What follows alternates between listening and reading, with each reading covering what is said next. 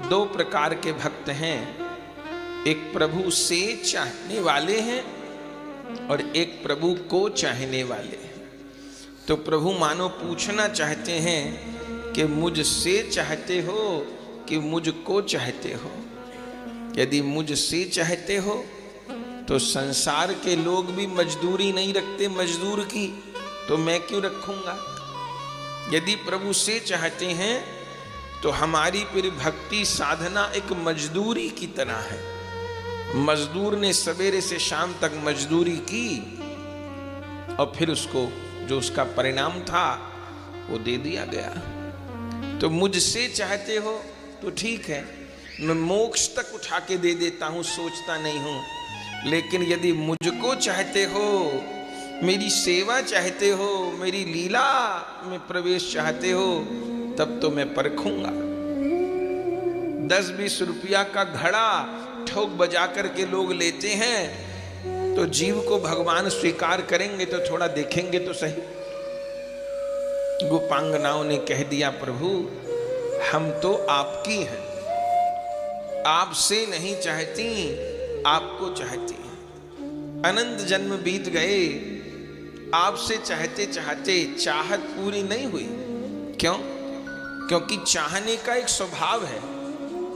एक चीज चाह के उसके ऊपर की चाहत हो जाती है।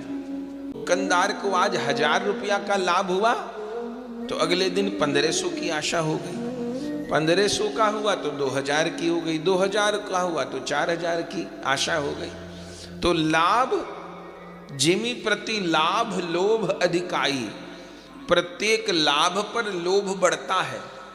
तो संसार में कुछ भी चाहिए, कितनी ऊंची से ऊंची चीज चाह लीजिए, बढ़ती रहती है। और उसमें जो कीर्ति की चाह है, ये तो सुरसा है। हनुमान जी जब समुद्र लांघे तो सुरसा आई ना, वो कीर्ति की जो चाह है, प्रतिष्ठा की जो चाह है, वही सुरसा है।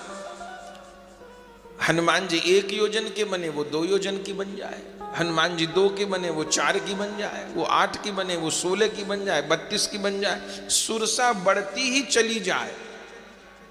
आखिर में 7 योजन ते ही आनन कीना, 100 योजन का मुंह फाड़ लिया सुरसा ने।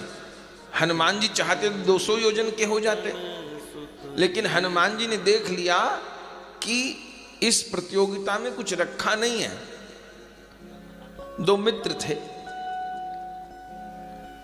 साथ में पढ़े, आगे जीवन दोनों का अलग अलग हो गया। एक राजा बन गया, एक फकीर बन गया। थे मित्र, मिलना नहीं हुआ, बहुत समय बीत गया। एक बार राजा कहीं दिग्विजय करने के लिए, किसी राज को जीतने के लिए जा रहा था, पूरी सेना लश्कर को लेके। रास्ते में वही फकीर लेटा हुआ था। सैनिकों ने कहा, हटो हटो, हटाओ इसको। कौन लेटा है?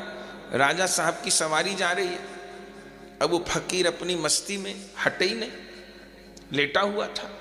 राजा ने कहा था, भाई किसी संत महात्मा को तकलीफ मत देना यात्रा में। लोगों ने कहा, महाराज एक फकीर रास्ते में लेटा है, हटता ही नहीं। हमने कहा, राजा साहब की सवारी जा रही है।